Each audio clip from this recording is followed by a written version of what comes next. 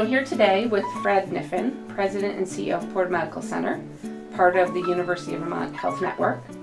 And I've had the privilege of working with Fred and Porter over the past several years and watching Fred's transformation as a leader.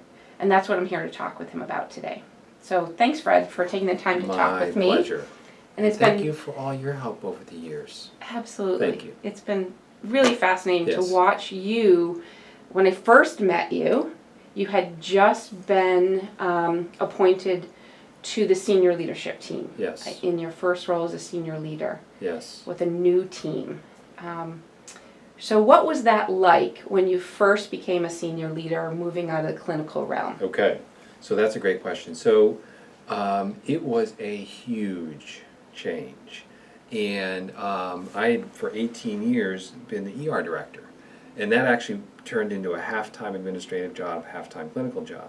So I thought, heck, I'm doing administration half-time. This should be like a tweak. I'll just turn the dial. Right. And it was totally different. And in retrospect, my ER director job was like administration light. Very light. Sure. Very, very light. You know, it was much busier than I thought it was going to be. Much more complicated than anything I had done before. I just remember, I mean, you work with our team, and it's interesting to have you here because you have seen us in snapshots, like Right. every 3 to 6 months over time. But I was missing meetings. I didn't have time to go to the bathroom. I was just chasing around, and it was a tough transition. I mean, I look back to school, and like high school to college wasn't a big deal for me. Sure. Junior high to high school was a huge change, and this felt like junior high to high school where I was just floundering.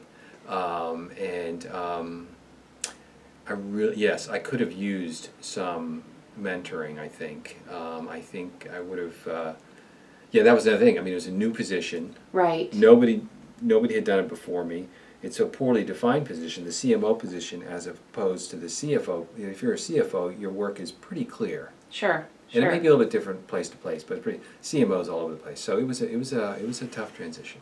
Yes. Well, it's interesting because I saw you during that phase, Yeah. and I would describe you in two different ways. Yeah. When I first met you, Yeah. you were enthusiastic, Yeah. you were eager, you wanted to set a really high bar for the organization. I remember one of your first Yeah. conversations was about, well, yeah, employee engagement is important, but so is clinical quality and Yeah. patient satisfaction. And you wanted to set a really high bar. And you were... Those are still my 3 priorities. Yeah, that's interesting. Yes, I think over time, and I don't know if it was 9 months or a year or 2 years or 3 years, at some point it just became clear to me. We use the seat on the bus analogy, Yes, you know? yes.